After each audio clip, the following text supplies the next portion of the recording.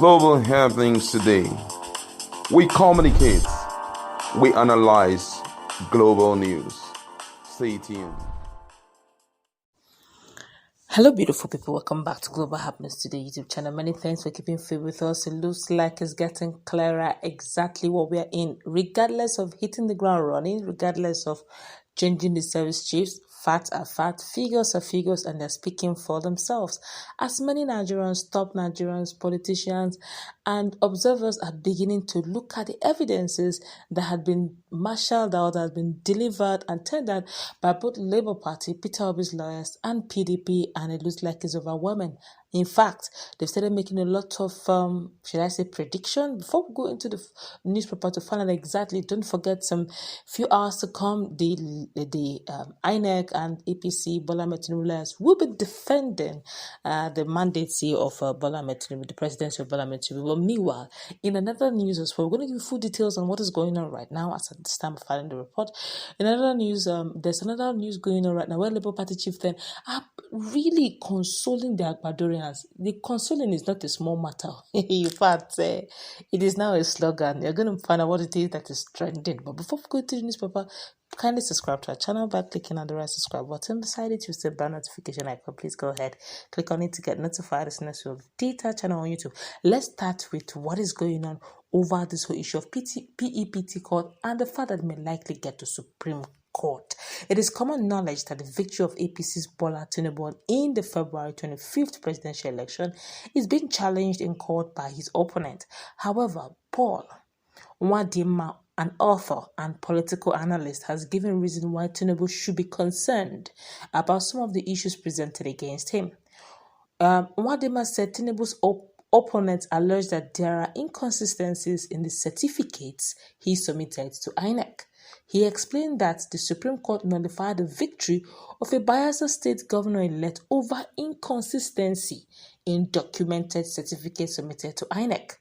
In his exact words, the Supreme Court will eventually speak on this matter, and already with the kind of evidence coming out in court, it is obvious that Asiwaju Bola Tinubu should also be worried, because if you look at the evidence that was presented in court in terms of inconsistency in certificate in NYSC and all that, and you remember how in 2019 it is as a result of inconsistency in documented certificate with INEC, that was why Supreme Court nullified the election of Bayelsa State governor-elect who was from APC and PDP took over the state. That kind of certificate inconsistency, the same thing is trailing Tinubu right now in court. Meanwhile, in another news, a trending slogan is going on, and I don't know, myself, it looks like I'm going to be the one to also be saying that too for me and my family. Well, according to the news, the Labour Party chairman in Rivers State and popular Nollywood actress Mrs. Hilda Dokubo has replied in Nigerian on social media platform who complained about the economic situation of the country called Shege, renewed Shege. Now, reacting to the news, Mrs. Hilda Dokubo, using his social media platform, he said, and I quote, I said, "When we told everyone that this rain will fall, and on all they called us," I take that again, he said, "When we told everyone that this rain will fall on all, they called us names. Babe, you forgot to add the 1K proof of ownership tax. The shege is on Promax. Biko, where are my Muslim friends? Let me come and chop meat and this shege will favor me and my family." Now, the slogan that is going on right now is that this dispensation, this mandate to favor me and my family, that is the slogan, because the truth of the matter is Agbadorians have said no matter what, on the mandate of Bat will stand and his mandate will favor me. Now they've sidelined to they have reformatted the whole thing and give it a hybrid name that this shaggy will favor me and my family. Okay. But let's find out what it is she said that is getting everyone reacting. The young Nigerian was actually saying transfer from just Yaba in Lagos State. Yaba that used to be just 500 naira. As of this morning, it is 1,800 naira. Filling our tanks with petrol has gone from 12,000 naira to 37,000 naira. as employers, what are we supposed to do immediately? Because for once in my life, I am struggling. Diesel prices have threatened to increase. NEPA has threatened to increase. There is still no constant electricity. When it comes, units are swept in days. The clear thing to do is to increase salaries, right? Where does the essence come from? Do we increase prices? Do we shut down? Everybody should stop going to work and stay back at home. This shege is on Pro Max. And honestly, I ran into just that. I didn't want to take it. I ran into a page. It's actually a Yoruba Ronu page, quote unquote. Oh dear, the lamentation is unbearable. They say, Shati she mistake by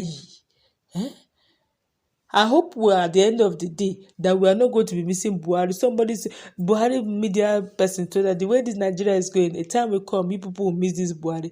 Are we not missing Buhari by ye? As in all manner. I smile because the truth is everyone can relate. Okay, and the 700 naira and above they're thinking of increasing the fuel has not even taken effect. So it's actually on Pro Max. And just fairly recently, IMF wrote to Nigeria that they really need to watch it because their value of naira have been devalued, as in on its own has devalued to about 40%, and that they're hopeful that though the policy of unifying naira to dollar is a good one, but they're hopeful that it will begin to yield results, that they should, do as much as they can to start exporting so that they will have more of the dollar around so that they can give value they have more of the reserve so they can give value to their product, export, and say they can minimize import. I just laughed when IMF is doing as if some of us don't understand economic policies. It's okay. The truth of the matter is, you don't just say because you want to unify naira. The only way naira will improve is just if you ever read economics, or you have done a bit of economics, or you went to the university and you did a little bit of economics, or you even went to you did Ungwahia, as in this boy. You will just know that the best way to increase income is to make money. How do you make this money? By encouraging export. How do you encourage export? By doing policies that will encourage a small and medium scale enterprise to grow so that at the end of the day also they can employ more hands and you can now tax them. Fiscal policy will come in. Then after taxing them, you make money from fiscal policy. They will have more than excess to export because at the end of the day, the devalued naira will make our goods so cheap for other countries to buy. Imagine us exporting things like even electrical cable wires where we probably produce it cheaper. People would rather buy from Nigerian product that is stronger and better and durable, and at the end of the day is cheaper. You find out that we'll be floating our goods to other countries of the world because it is cheaper, because we have economic policies that is encouraging small, medium scale and even large scale enterprises to produce. But our policies are even making even the small and medium scale produce entrepreneurs to close down. There is no security anywhere. Security is terrible. There are kidnapping, bandits everywhere. Come on. I just hope that this shege will not get to Pro Max by the time we are ready. Let's see how it plays out. They say palliative. We're still waiting for the palliative. Let's put in our comment section.